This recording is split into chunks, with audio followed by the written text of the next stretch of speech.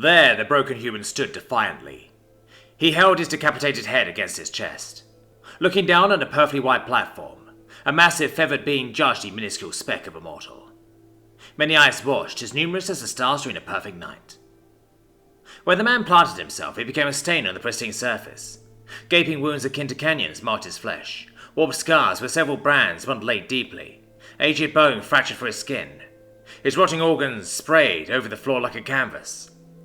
He had run out of blood, yet he did not kneel.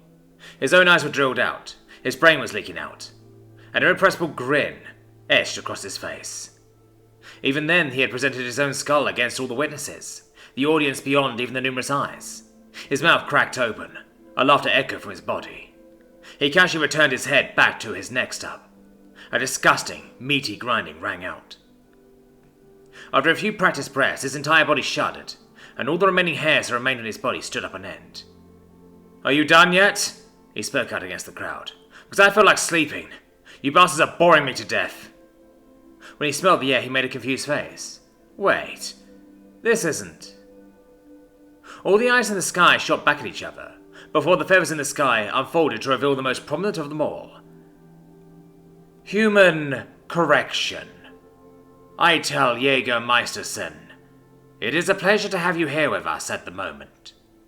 A reverberating voice shook all space. The human perked up in surprise.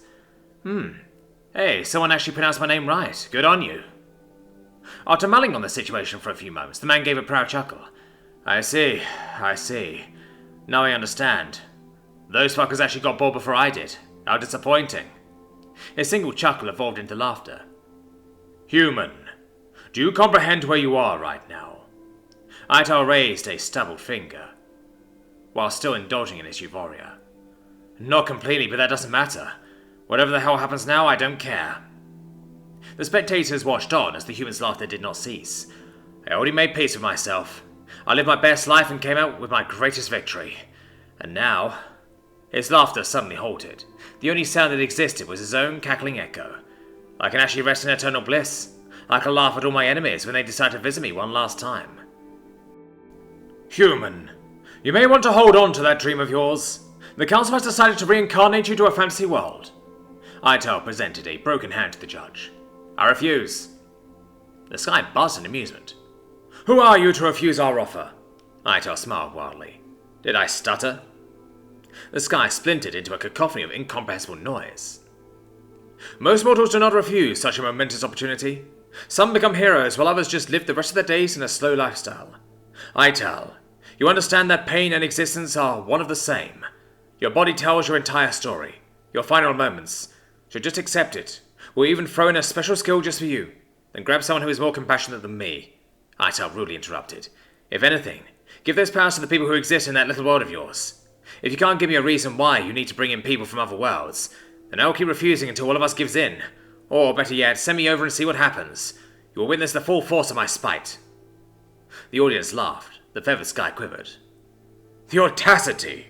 Drooling with unhinged pride. I like it, Eitel. We have already given the mortals below us many gifts, capabilities, and govern the rules that they fall under.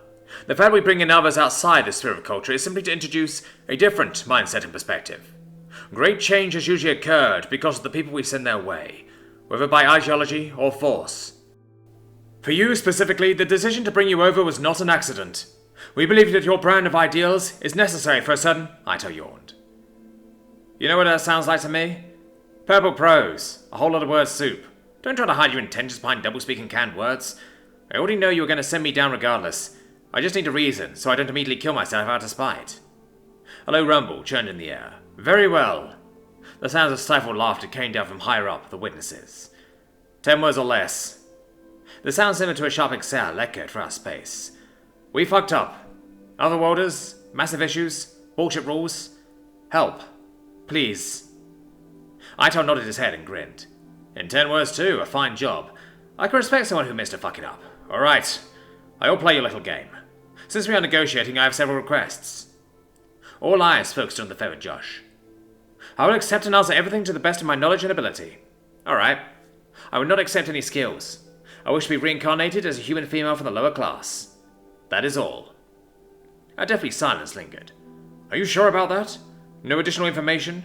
Not even knowledge of the otherworlders who should be put down? Genuine concern came from the judge's voice. Oh, don't worry. I have my reasons. Partially because I love a good challenge. I don't need something menial like the blessings of the gods. If I die, then I would have perished regardless. My ideals will carry on in my stead.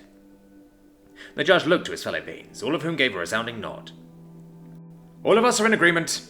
I would say more, but you will do the opposite out of spite. Ital nodded back, and cracked a friendly smile. He disappeared from sight. The white platform became immaculate once more. The witnesses and eyes from across the ether focused solely on the judge. Countless voices overlapped until they formed into a coherent thought and expression. Judge, we do not believe it was a wise decision to send that living menace of a mortal down to that world. All the feathers of the judge began to twist into a singular point. I fully understand. That is the intention. In spite of our crimes and the other mortals within this sphere of existence, they will understand what true evil looks like. Perhaps they will understand the purest form of camaraderie. Or maybe the walking catastrophe finds his own peace. We shall see. The judge has shut himself within his own cloak of feathers. All the eyes within existence closed, and the sky returned into the darkest night. They awaited the judgment of a singular mortal to forever reshape history, for better or worse.